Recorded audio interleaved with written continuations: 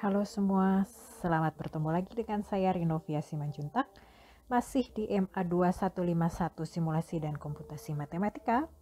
Dan kali ini kita masih akan melanjutkan bahasan kita tentang selular otomata. Dan kali ini kita akan secara khusus membahas model simulasi otomata 2 dimensi untuk pergerakan semut.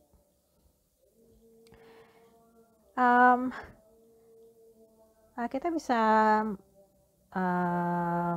membaca ya di literatur biologi bahwa sebagian besar spesies semut itu mengkomunikasikan gerak mereka dengan meninggalkan jejak yang berupa bahan kimia ya yang disebut feromon ya. Dan jejak inilah yang diikuti oleh semut-semut lain untuk menemukan misalnya lokasi sumber makanan ya. Jadi semut lain akan mengikuti bau feromon yang ditinggalkan oleh semut lain. Dan di sini tentu saja jumlah feromon akan berkurang seiring waktu. Ya, jadi terjadi penguapan feromon tersebut.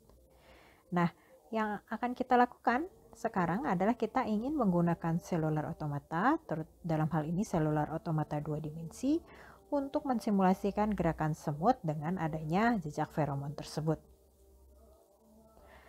Dan di sini kita akan menggabungkan dua model yang sudah kita pelajari sebelumnya, yaitu model difusi dan model penyebaran api. Ada beberapa hal yang perlu kita observasi mengenai pergerakan semut ini. Yang pertama adalah bahwa di dalam setiap langkah semut itu akan cenderung untuk berbalik dan kemudian bergerak menuju arah di mana feromonnya paling banyak. Ya, jadi dia akan membalikkan badannya, kemudian akan bergerak menuju feromon yang jumlahnya paling banyak. Dan kemudian ini seperti yang sudah disampaikan sebelumnya bahwa seiring dengan pertambahan waktu feromon akan berkurang. Ya. Dan kalau misalnya tidak ada semut yang yang terletak di suatu lokasi begitu, lama-kelamaan feromon tersebut akan habis tentu saja ya, karena dia akan terus-menerus berkurang dan tidak ada yang menambah.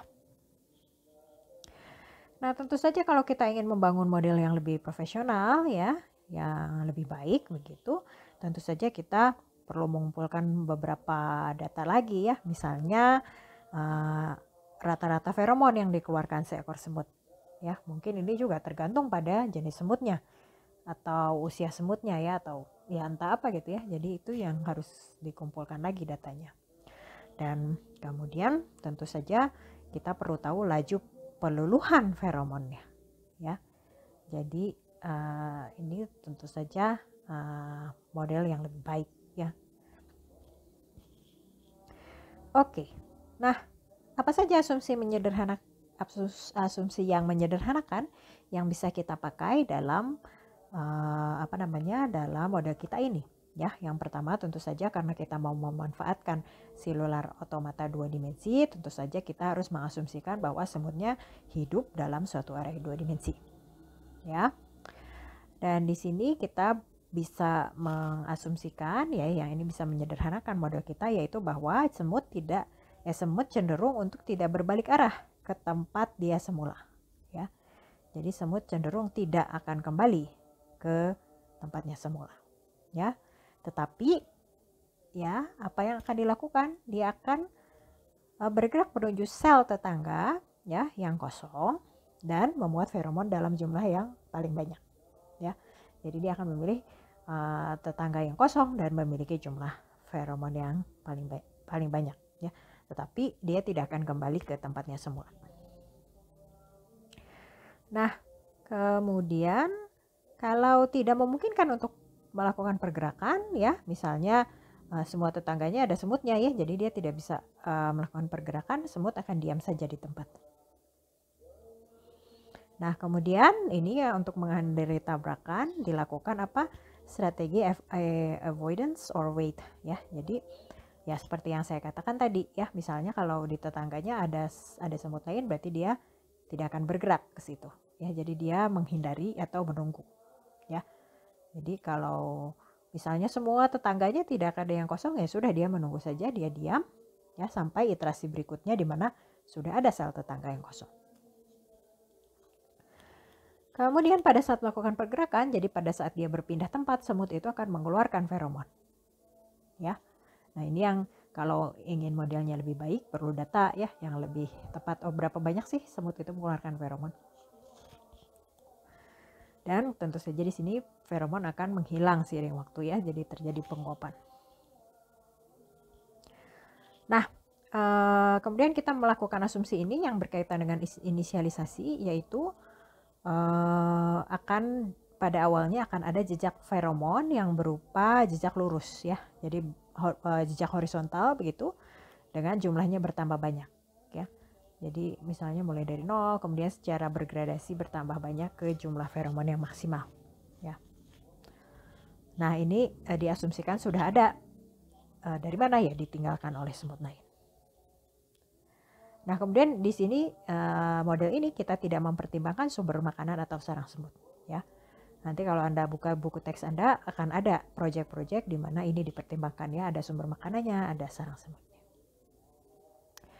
Nah, kemudian kita ingin melihat penentuan variabel ya. Jadi di sini karena kita mensimulasikan ruangan yang tertutup ya, kita akan menggunakan absorbing boundary condition ya. Jadi semua sel batasnya diberikan nilai yang sama. Dan kemudian di sini setiap sel itu akan memiliki dua keadaan ya, dua jenis keadaan ya, dua jenis keadaan, makanya digunakan pasangan terurut. Jadi koordinat yang digunakan untuk memberikan informasi ya. Yang pertama adalah informasi banyaknya feromon di dalam sel ya, kemudian informasi ada atau tidak semut, kemudian arah semut ya. Tapi hanya dipakai di sini dua koordinat saja ya. Jadi koordinat pertama itu berisi apa? Banyaknya feromon. Ya, sudah jelas ya. Karena kita perlu informasi tersebut. Dan koordinat kedua berisi apa? Sebuah konstanta gitu ya, mengindikasikan apa? Tetangga von Neumann yang akan dituju oleh semut. Ya, ini misalnya sebelum bergerak ya. Ya, jadi pada sebelum bergerak koordinat kedua akan memuat tetangga von Neumann yang akan dituju. Ya.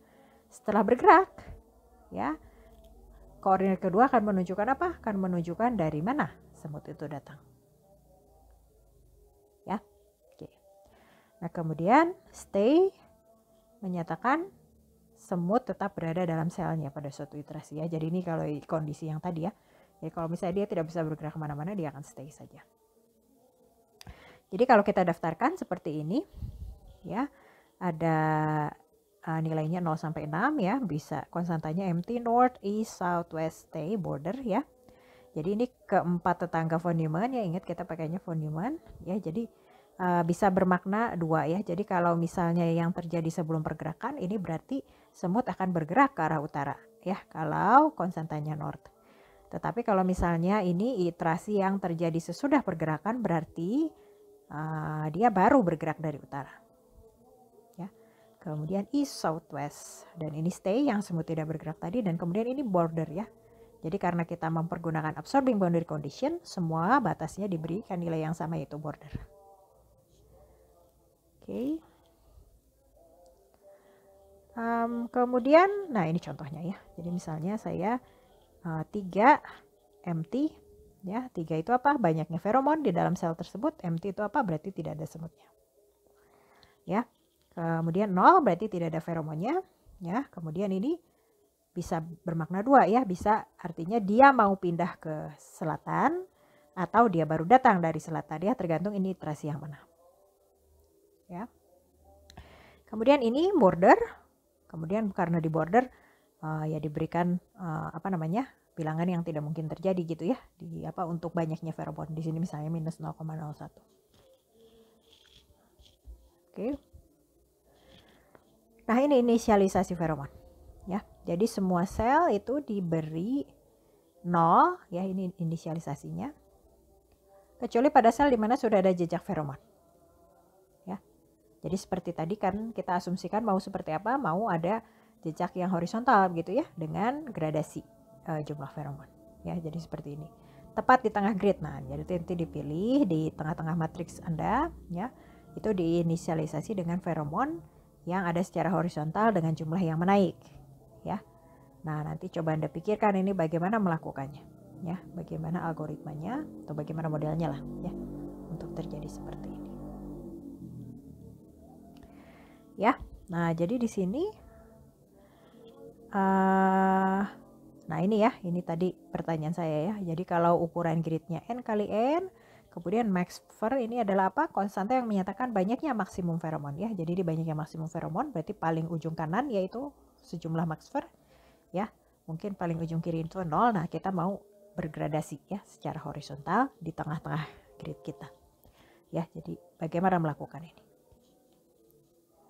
Oke. Nah, itu tadi inisialisasi feromon. Sekarang tentu saja kita harus menginisialisasi semut. Ya. Nah, di sini kita punya suatu peluang yang namanya prop N. Ya, ini apa? Peluang suatu sel berisi semut pada awal inisialisasi. Ya. Jadi kalau misalnya matriksnya 10 kali 10, kemudian prop N-nya 0,1, berarti itu sekitar 10 ya akan terisi semut pada awalnya. Nah, kemudian arah semut diberikan secara random. Ya. Nah, bagaimana ini membuat algoritmanya? Ya. Jadi kan inisialisasi semut berarti di setiap sel itu harus diberi keadaan ya. Keadaannya yang diwakili oleh dua koordinat tadi ya. Koordinat pertama banyaknya feromon, koordinat kedua adalah tentang semutnya ya. Semutnya itu apa? Arah yang akan dituju atau arah di mana dia baru selesai berpindah. Arah sebelumnya di mana pada saat dia selesai berpindah.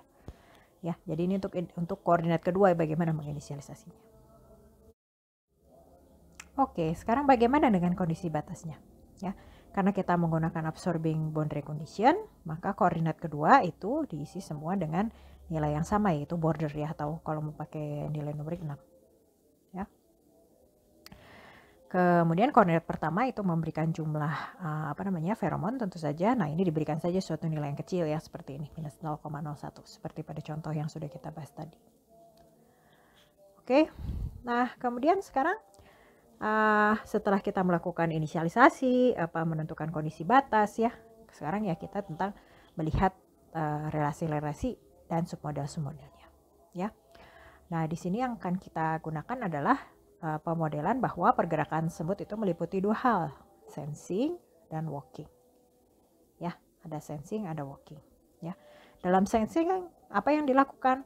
Dia akan memeriksa sel tetangga, kemudian dia balik arah ke sel dengan feromon terbanyak. Ya, makanya kemudian di koordinat kedua keadaan kita itu ya, keadaan suatu sel itu kan ada kondisi, ada makna ya atau ada arti di mana akan ya semut itu akan bergerak ke sana ya. Jadi dia akan memeriksa sel tetangga mana yang kosong nih, mana yang feromonnya paling banyak, kemudian dia berbalik ke arah sana ya. Jadi sudah akan menuju sana, jadi dituliskan. Nah, langkah kedua ya kalau memungkinkan tanpa bergerak, tanpa berterbangan, baru dia akan pindah ya.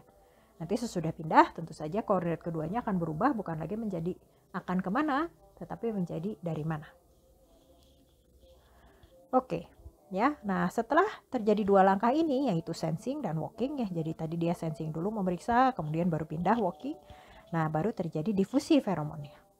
Ya.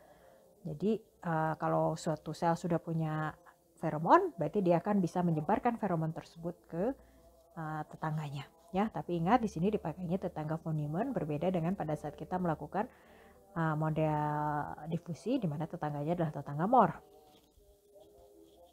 Jadi di sini salah satu contoh simulasi yang bertipe reaksi dan difusi ya, karena kita punya reaksi ya, kemudian kita juga punya difusi ya. Reaksinya adalah yang sensing dan walking tadi ya. Sementara kalau penyebaran api itu hanya reaksi saja tipenya. Oke, kemudian fungsi sensing ya. Apa saja yang kita lakukan di fungsi sensing sekarang? Kita akan melihat secara lebih detail. Tentu saja ini diingatkan lagi bahwa yang digunakan adalah tetangga von Neumann, hanya ada 4 tetangga. Kemudian ini asuran transisinya ya. Jadi di sini sel kosong tidak bisa melakukan sense, tidak menunjuk pada arah manapun ya. Jadi tentu saja pada di algoritma Anda nanti kalau if if koordinat kedua dari selnya itu empty, berarti ya sudah tidak melakukan apa-apa ya. Jadi mungkin harus tulisnya if koordinat kedua itu tidak empty, maka ada langkah-langkah yang dilakukan.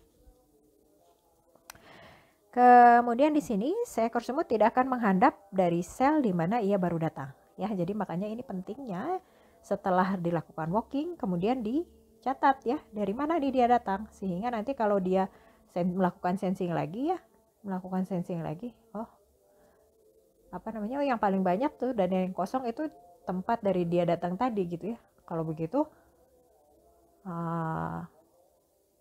dia membalik ke situ. Nah, ini tidak bisa ya. Ini sudah dijaga, tidak bisa ya.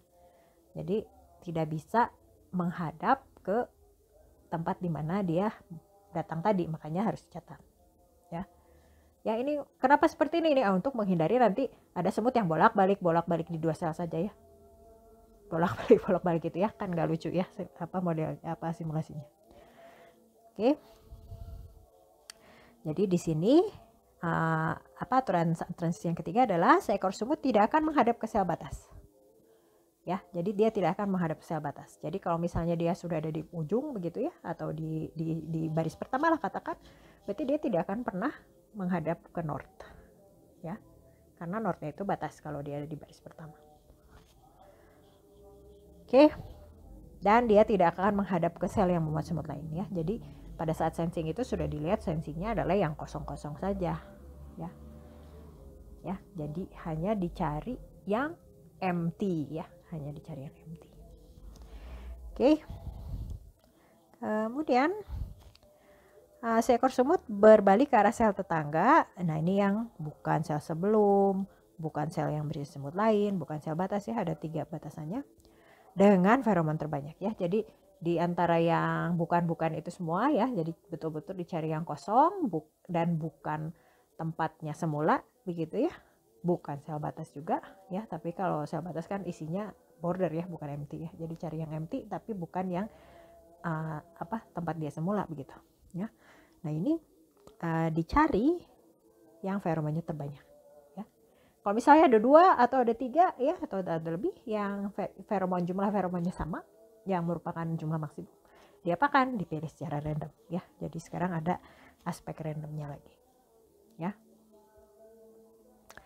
Oke.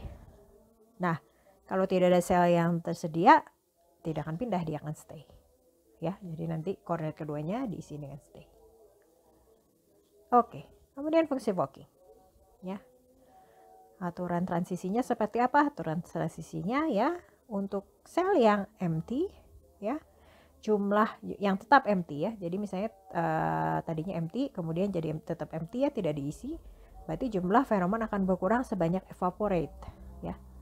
Di sini Anda lihat evaporate-nya konstan ya. Nah, kalau mau modelnya lebih baik kan tadi ya harus dilihat ya bagaimana laju perubahannya ya. Kalau ini kan berubahnya konstan, misalnya dari 10 kalau evaporate-nya 2 berarti dia berubah jadi 8 ya. Kalau masih kosong lagi berubah jadi 6 dan seterusnya. Ya, tapi tidak pernah negatif ya. Jadi hanya akan jadi 0 paling ya. Jadi kalau misalnya tadinya 1 tapi evaporate-nya 2 ya tidak jadi -1, jadinya 0 ya. Coba pikirkan itu bagaimana menuliskannya. Oke, nah kemudian sekarang semut yang menghadap suatu sel akan pindah ke sel tersebut jika tidak ada semut lain dalam sel tersebut. Tapi tentu saja ya tidak akan ada sel lain ya. Kan tadi sudah diasumsikan tidak akan menghadap ke sel yang memuat semut lain. Ya, jadi ini pasti tidak akan pindah. Ya, yang terjadilah kalau menghadap pasti pindah karena dia sudah diasumsikan kosong. Oke, ini sama dengan yang tadi. Jika seekor semut meninggalkan sel yang memiliki feromon di bawah ambang batas threshold, maka jumlah feromon akan bertambah sebanyak deposit ya. Jadi misalnya kalau suatu feromon pindah kan ya, dia meninggalkan suatu sel. Nah, berarti dia akan di sel yang ditinggalkan tersebut akan ditambahkan feromon sejumlah deposit ya, sejumlah deposit. Tetapi tentu saja asal di sini ada syaratnya, yaitu bahwa di feromon di sel tersebut belum melebihi ambang batasnya ya. Jadi ada ambang batas feromon ya. Jadi di setiap sel itu tidak mungkin feromon melebihi 100 misalnya ya. Misalnya thresholdnya 100. Ya, kalau misalnya dia stay bagaimana? Jumlahnya tidak bertambah, tidak berkurang, tetap saja. Ya, jadi berkurang kalau kosong, bertambah kalau ditinggalkan. Kalau ada yang tinggal di situ ya tetap. Oke.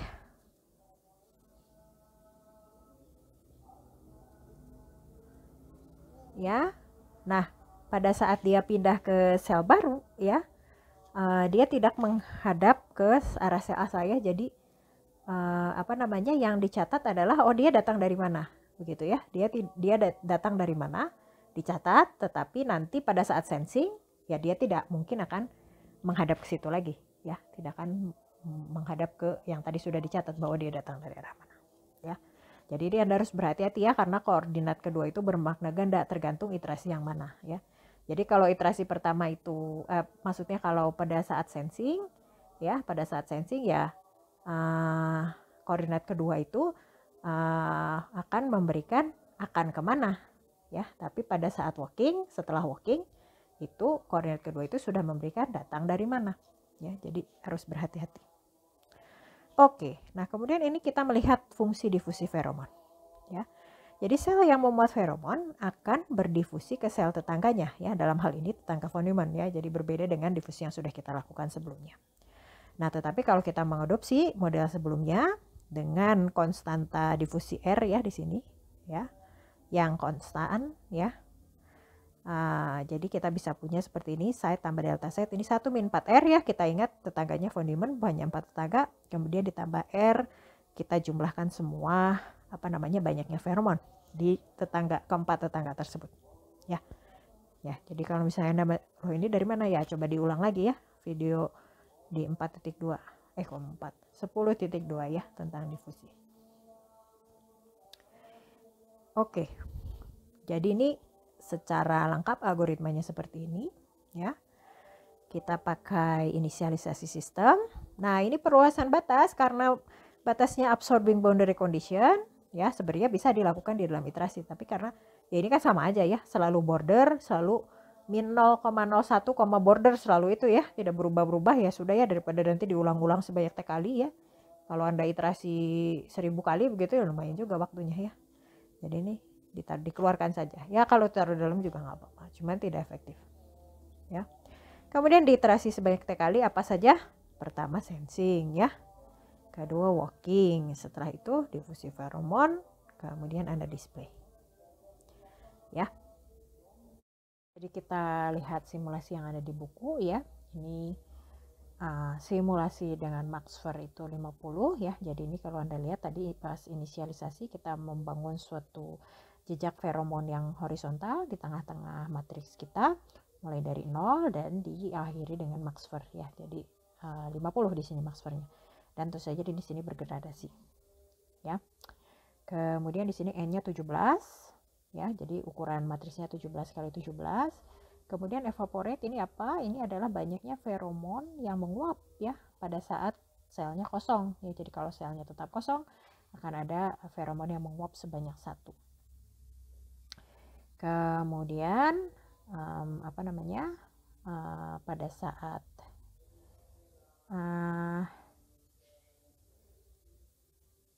seekor semut itu meninggalkan suatu sel, tentu saja dia akan meninggalkan feromon ya. Nah, ini sebanyak 2. Thresholdnya 50 sama dengan Maxfernya ya. Jadi banyaknya feromon di setiap sel itu tidak boleh melebihi ini.